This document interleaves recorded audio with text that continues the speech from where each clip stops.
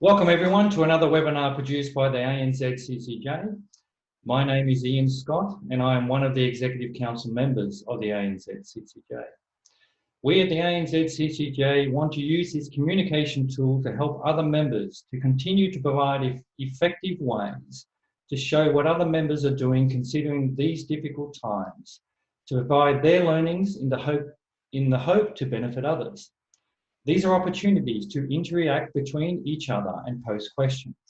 So it's important that you, the listeners, post questions during Craig's speech today, in the hope that you can also get answers to your issues that your company may be facing from the learnings of Craig. To ask questions, please either use the chat function at the bottom of your screen, which is just located down there, or email to Emily at info@anzccj.jp. Today's session structure is as follows. I will introduce Craig, which I'll do in a minute. Craig will then have around 30 minutes to outline to you his struggles and learnings surrounding the COVID-19 crisis and how he managed the continued changing environments to achieve AMP's goals. The last 10 or 15 minutes, I will raise with Craig any questions that you have posted. We'll try and get through as many questions as possible, subject to time constraints, and we anticipate finishing around 12:45. Again, and I want to emphasize, important to post your questions by using the chat tool or emailing Emily, please. For your information, this webinar will be recorded and put on the ANZCCJ website if you want to review Craig's speech at a later date. About Craig. It is with great pleasure to introduce Craig. With a long line of experience, including being a member of AMP's Capital Global Leadership Team, Craig oversees all of AMP Capital client activity and strategic partnerships in Asia, Australia and New Zealand. In addition, he is currently a director of AMP Capital Investors Japan, AMP Capital Advisory Beijing, AMP Capital Investors Hong Kong, as well as a number of other roles. Craig has spent over 18 years in a range of management roles in the UK, Australia, and of course in Japan. As part of his many roles, Craig was required to lead his teams across the Asian region early in the COVID-19 outbreak. Today, he will outline how he shifted his focus to adapt to the continued dramatic changes of this unprecedented and challenging environment, which he continues, I'm sure, on a daily basis. Important to note, dealing with different regions and the differences each country has reacted and handled the crisis is in itself very challenging. Teamwork and communication, I'm sure, were key.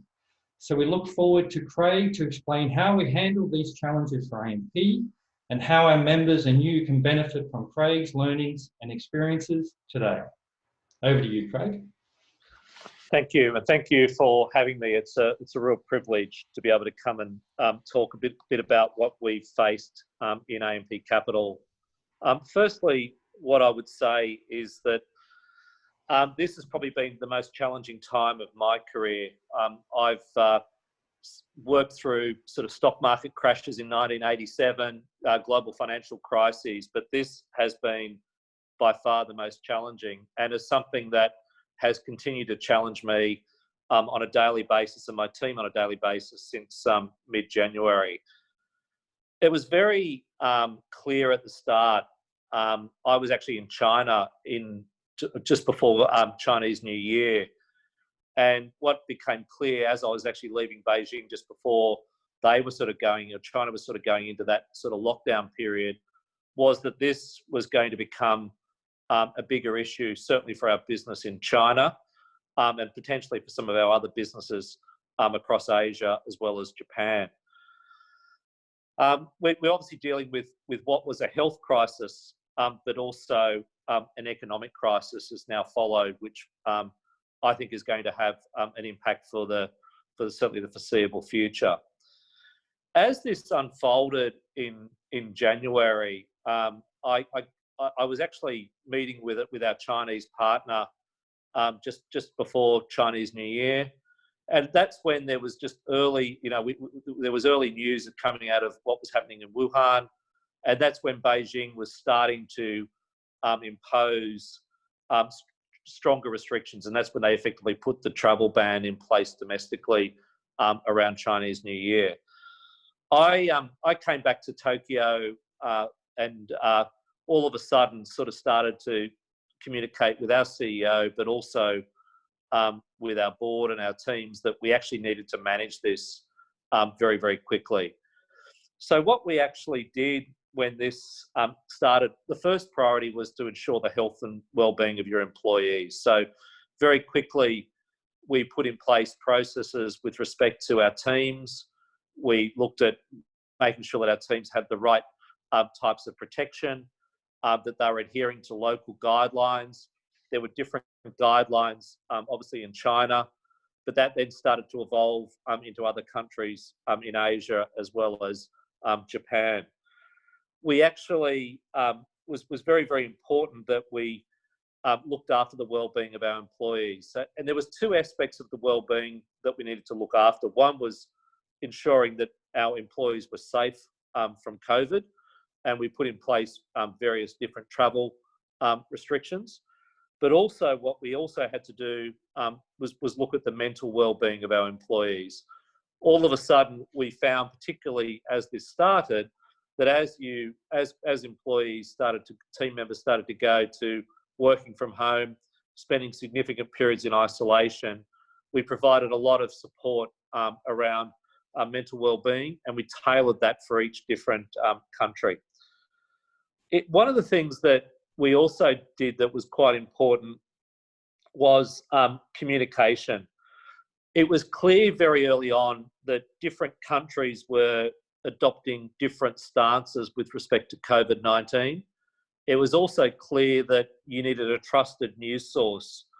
And one of the things that we did was we established what were the news sources that we were going to trust, and then also be very clear in how we were going to communicate across our business. I would actually say that you could actually, we actually communicated almost daily. I immediately established a daily update meeting with all of my leadership team in Asia, Japan, and China. And then very quickly through that meeting, we were able to actually update each other on the specific circumstances in each country, but also share insights, ideas, and trends. That proved to be an incredibly valuable way for us to sort of start talking amongst our teams. And actually, we saw some great examples of collaboration early on, particularly as masks and hand sanitizer became challenging to acquire in different countries. We actually were able to get some of our teams to actually organise shipments from different locations. The other thing that was also quite important was with respect to our clients. It was very important that we're managing money on behalf of our clients. We have a fiduciary obligation to managing their money. So very clearly, what we wanted to do was, as we moved to having people work from home, it was very important that we maintain business operations. And one of the things that we found that was very in the early stages was our business recovery plans sort of contemplated this, but didn't contemplate multiple countries going out at the same times with different sets of circumstances. So we had to actually adapt our business recovery plans accordingly. We had to make sure that we had the right level of support with our clients. And at the same time, we were trying to manage stakeholders, i.e. our boards and shareholders, but also the well-being of our employees. And I'll come back to our employee well-being in a second. The other thing that was really important was there was just so much news out there, and everybody had an opinion, and that was that actually was good, but it was also challenging. So one of the things that we were very important to do was to actually, as I said, get the right level of fact base and be able to communicate that on a regular basis to our teams and our clients. that went very, very well. And look, I was amazed just with the amount of support that we had from all of our employees across the region. Everybody, the way that everybody was able to adapt to what was a very quickly changing landscape, shift their own focus. And what was I think the amazing part about this was at the same time that you've got people that are looking to shift to go from work and there's to work from home, but there's actually a health crisis looming. And that, I think you see the very, very best of people. And I certainly saw that across AMP Capital, across Asia Pacific, and specifically in Japan. Our Japan team has been absolutely amazing. But we had to create that balance about the right level of communication. The other thing that was also quite important was working from home. We saw different countries move to work from home at different times with different sets of criteria. So as an example, China went to work from home very early on. We then saw our team in Hong Kong move to work from home a little bit pretty quickly after. And that was, and then we saw sort of Australia very quickly, obviously in March, Australia moved to work from home. And New Zealand went to pretty much a full lockdown at the same time that Australia went to. So one of the things that we had to do was really managing multiple transitions of people to go to work from home, and being at the same time being respectful that this was very new in some cases for some people, particularly when schools went out at the same time. You needed to actually almost adopt a very empathetic approach to the way that you engaged with your employees. You needed to understand that their work environment was going to be very different. You needed to understand that they had, in some cases, have homeschooling. And in some cases, you also needed to support that the technology transition was not straightforward.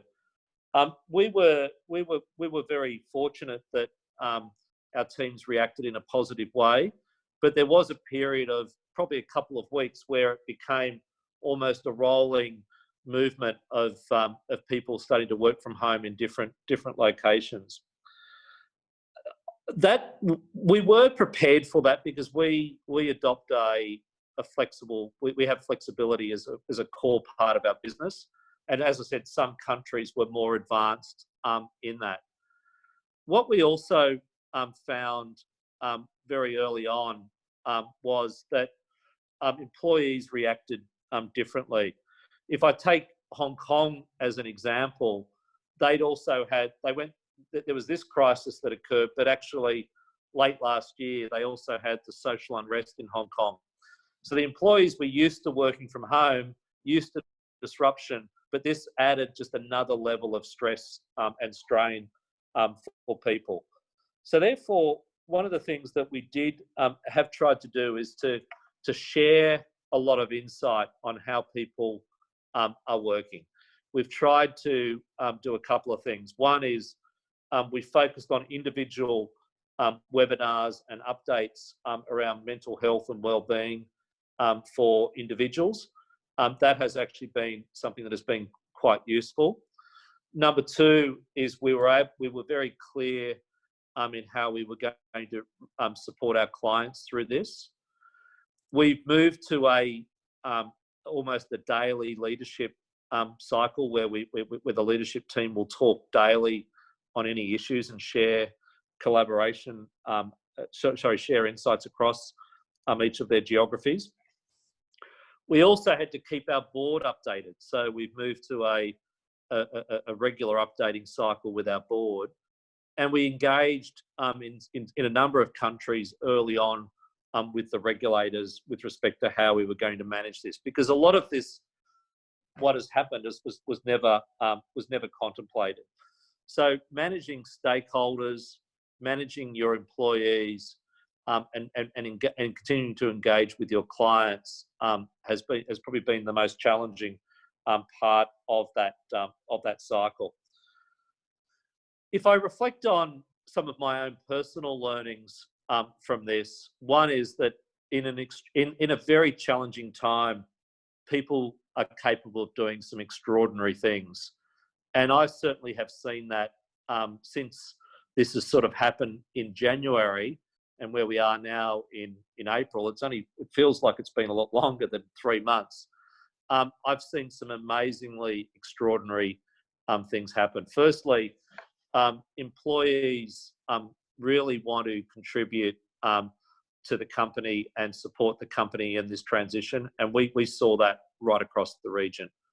Number two is that your clients in particular are very supportive and understanding of the circumstances, because they too have been facing some of these challenges.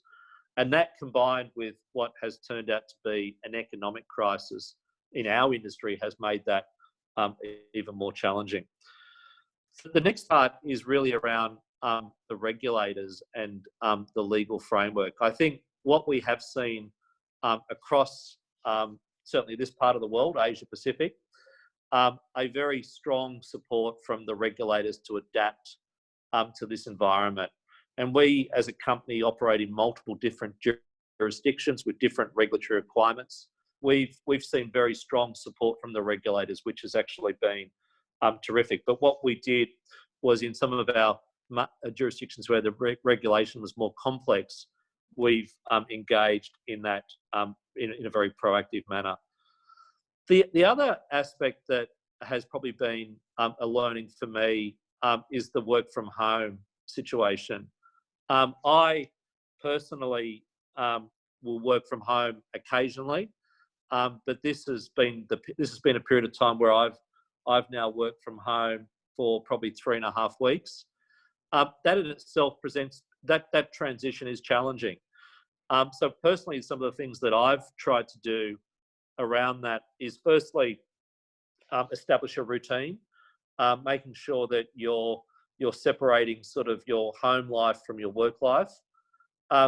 Avoiding the fridge is also a very good thing. There's lots of, you can keep on going backwards and forwards to the fridge on a regular basis. So trying to actually eat healthy and eat at the right times. The other thing is finding the time for exercise, and that has been something that has been quite important for me. And it's actually been quite interesting. A number of people that I've been talking to, my clients, our directors, even our own employees, people have sort of started to use, if they've got a telephone call to use, combining that with exercise at the same time while they're going for a walk. That has actually been, I think, the most important learning for me personally, because if you don't look after your own well-being, then it makes it very, very challenging at work. And what we've tried to say to all of our team is that's important for them as well. And I think it remains a very important priority of mine personally. The other piece of sort of thing that was probably a learning for me was the personal responsibility that this has taken. You have a number of different priorities. One is you've got to look after the company. You've got to look after your employees. You've got to look after your clients as well. If I focus on the employee responsibility, we were very determined to try and keep our employees safe. And what we were trying to do was to practice, providing them with the right guidelines around, what social distancing, travelling to work, travelling at non-peak times, creating a safe work environment, and making sure that offices were cleaned at the appropriate times. Now, all of this is very logistical, but in some countries, when you're a director of a company, it actually, by not just having a personal liability, you've actually got a very strong legal liability. So we focused a lot on, in the early days, on that, making sure that the workplaces were safe. And actually today, I'm actually in Australia at the moment, and I've actually come into our office in Sydney. There's only a few people here. We've still got the office open, we're making sure that the office is cleaned on a regular basis and actually is a safe environment. And that creating a physical safe environment was quite important. The other thing that has probably been a learning for me in all of this personally is workload. As this sort of happened, besides your own personal workload, there will be different members of your team that will be very, very busy and will actually experience a dramatic increase in workload. And there'll be some members of your team that may experience a reduction in workload. And we haven't solved this 100%, and it's an ongoing item of focus of mine. It's how you work across your organisation to redistribute that work and support your employees that are actually feeling quite that are very, very busy. And that has been something that has been an important focus of mine.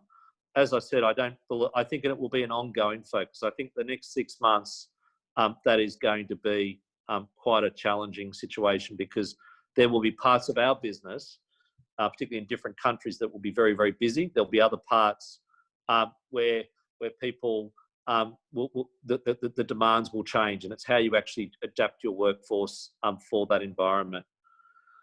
And then the other personal learning for me was really about how you actually connect with your own family through this. I remember this unfolding, and when I was in China, I've got a 80-year-old mother, and my mother-in-law's 85, and I remember talking to both of them, and they were watching the news, and the news that they were getting was obviously different to what I was seeing on the ground. And managing some of those family connections has actually been probably one of the more challenging aspects, I think, of certainly my time, and I know a lot of other people's time, because particularly those with elder parents, they're going through different states of emotion, and managing and trying to convince them that you're safe, and trying to also take responsibility for them being safe has actually been a very important priority. It's been something that I didn't expect to spend so much time on, but it's actually been the right thing to do. And then probably the final aspect I just want to sort of talk about is the global nature of this. While we're sitting here in sort of Japan and Australia and New Zealand, I've got responsibility for our business in Asia. We're a global firm, and what's become clear is that as I sort of sit around the table with a lot of my global colleagues, that different countries are going through different phases of challenging in terms of the work environment, in terms of the economic environment, and in terms of the overall health system. And what we've actually tried to do is to support each other as much as possible in that endeavour. We've tried to share as many insights around that as much as possible. And I think we've become far better listeners. If I reflect on how we used to operate as a leadership team pre-COVID-19 and how we operate now, it's very much a listening listen first before sort of chatting. And I think we're starting to see that, I think right across a lot of people that I talk to, a lot of people are now listening and actually wanting to actually understand each other's perspective a little bit more. And that's certainly become an important, I think, leadership quality that we're all going to have, certainly as we get through the next 3 or 4 months. If I think about Japan specifically, clearly the situation in Japan is changing. It's obviously now more and more people are working from home. But what we have seen is, I know that is particularly challenging, and it is particularly challenging in terms of from a society perspective. It's particularly challenging in terms of the impact on the economy, and it's particularly challenging on the employees' own personal impacts with that transition to work from home. But one of the things that I've certainly seen as I'm talking to other countries across the region, is that those countries that did go to this, when this thing started, did sort of move to a sort of a semi-lockdown, that has actually stabilised in terms of the health, the number of cases, and hopefully we're going to start to see some countries start to come out of that. And so what we are seeing is there is light at the end of the tunnel. And the thing that I'm trying to sort of say to people is, look at where China was early January. China is now in a better position. They've taken it's been a tough sort of couple of months. So we can see that there is hope at the end of this. And I think the important message that I've got for people is, it is going to be a tough few months, but actually there is hope at the end of it. And we just have to keep each other safe. We have to look after each other's well-being. And we need to actually, where possible, spend as much time working from home, because the benefits of that from a society perspective are substantial, and it does work. And then look, finally, I've just been incredibly impressed by my own team. The local team in Japan, the team that I've got in the rest of the region, everyone's just been able to adapt and be so flexible and supportive, and that actually has made my job very much a lot easier. So that's probably all from me. There's lots of great resources around working from home and well-being. I'd encourage everyone to really focus on your own well-being at this time, because you're no good at work if you're not healthy yourself, and therefore taking the right health precautions is critical. Happy to stop there and take any questions. Thanks, Craig. Really extremely informative, and I really appreciate your time considering these difficult times. Also important, I'm glad you gave everyone your personal challenges and what you're actually going through. We have a few questions which I will give you. I've raised one at the moment. You mentioned the trust of media sources, considering a lot of the fake news going around at the moment. How did you determine which was fake and which wasn't? Look, I don't think we've solved that 100%. It was really, your first thing is you've got to rely on government information. So government information has to become your primary source of information. And what we tried to do was to explain to our teams that the government information was the most trusted source, and we tried to share that as much as possible. And then, look, social media can be very, very good, but also there's elements of social media which may produce news that necessarily isn't factual. So just reminding everybody to anchor to the government information. And then we adopted quite a formal approach to our communication, so that we anchored all of our communication to our employees around factual government information. The other piece that I would say is that certainly in our office in Australia, we were very lucky. We had people that were those connections to government have actually been very, very beneficial. We've been able to get, particularly on the health sort of aspect, up-to-date factual information, which we've been able to share. So that was important. Okay. Another question. Considering your challenges with regard to the different countries, what were the most challenging dealing with the different jurisdictions? There were varying levels of standards. So if I start in China, we actually had to report to the local government in Beijing and the regulator every day the status of all of our employees.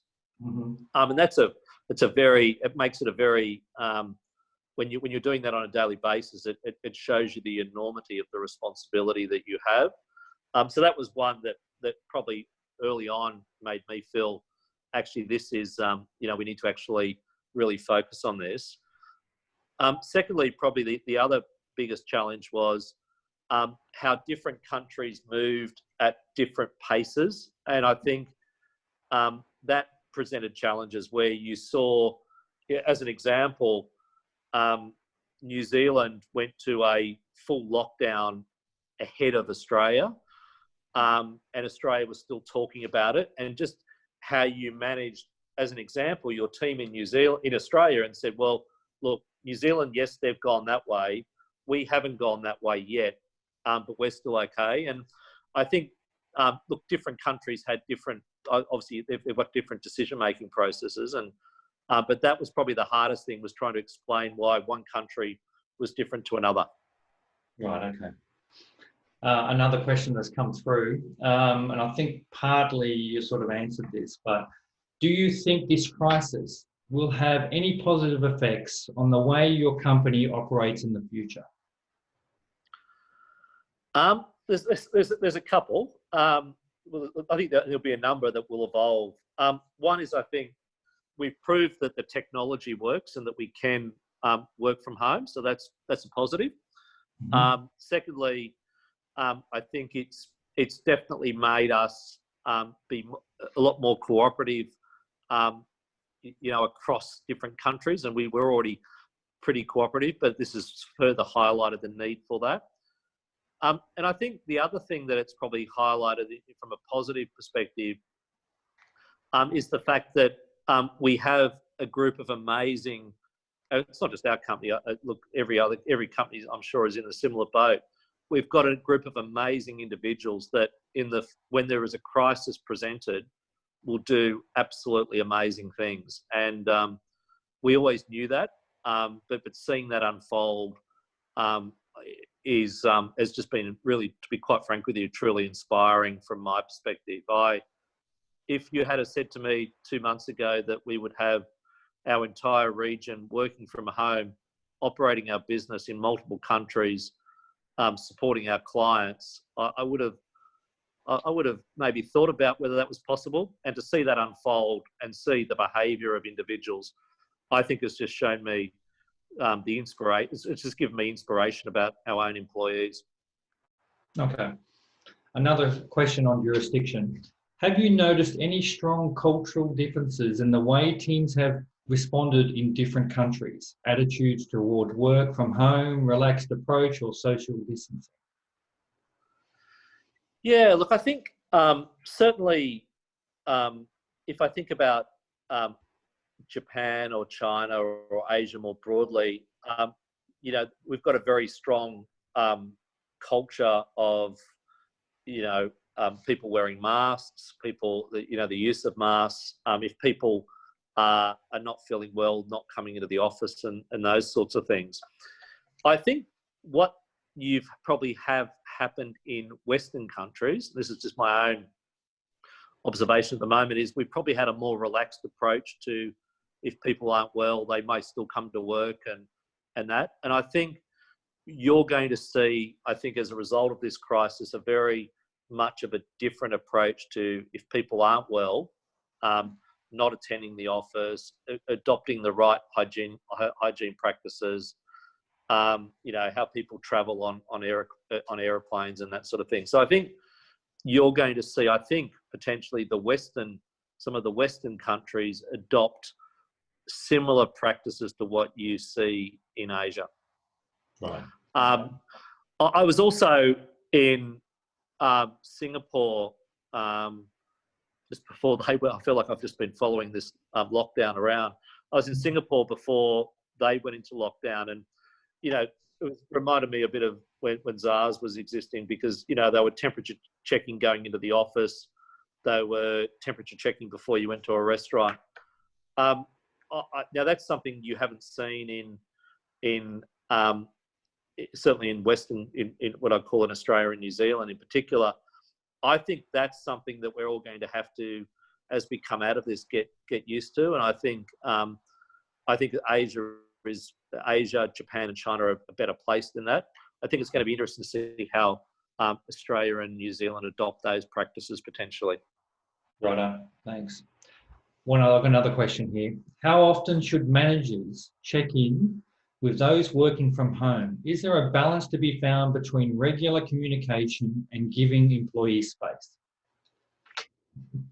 It's a great question. I'm not quite sure I 100% know the answer. If I ask my team, they'll probably say I check in too much, or if I, or maybe not enough. But I think what I've probably seen with this is you have to adapt a different style for each individual. You know, for instance, I've got team members here in Australia that I know that are homeschooling their children while they're working from home, and actually that I know is particularly challenging. So I will check in with them at a different time to when I would probably check in with somebody that I know that wasn't in that scenario. I think it's really about establishing upfront what each individual needs, and then adapting your own leadership style for that individual, because everybody is different. Early on, particularly when the crisis hit in China, I was checking in with each member of a lot of our members in China on a daily basis. And then, you know, we do a daily leadership call because, you know, and clearly as it got bigger and bigger, you know, you had to sort of spread your time differently, but you do need to actually, I think, establish up front with each individual what their issues are, what they need, and then adapt your own leadership style for that individual. Right, okay. I have another one. Rather than just leaders supporting their staff, how do you think staff can best support their business leaders right now, considering the circumstances? Well, firstly, I think, to be honest with you, I think staff, as I said, are doing an amazing job at supporting leaders. But I think one of the things that I think, it's a good question, I think it's just being upfront with their leaders about what their own personal challenges are. It could be that they're working at home and they have limited IT connectivity. In some, that's not necessarily a major issue in Japan, but in some of our other countries, it is an issue. It might be that they're homeschooling a number of children, and their husband or partner or wife is also working at the same time. I think trying to encourage staff to be upfront about their own situation and challenges, I think, is really important, because that then allows us as leaders to support that staff in a tailored way, because everyone's different. Everyone's going to have different challenges. Absolutely. Mate, Craig, look, I really appreciate your time today. It's been very, very informative, and I can understand the challenging circumstances that you're going through, and I wish you all the best, and everyone else. Just one final point I want to say to everyone listening: we look forward to hosting other ranges of informative webinars over the coming weeks. So please continue to pay attention to our website on ANZCCJ, the newsletters, and our social media for more details. Again, thanks, Craig, and everyone else who is listening, and all the best. Take care, everybody. Stay safe. Thanks. And thanks, look after Craig. each other. Look after each Thank other. you. Good man. Take care. Thank you.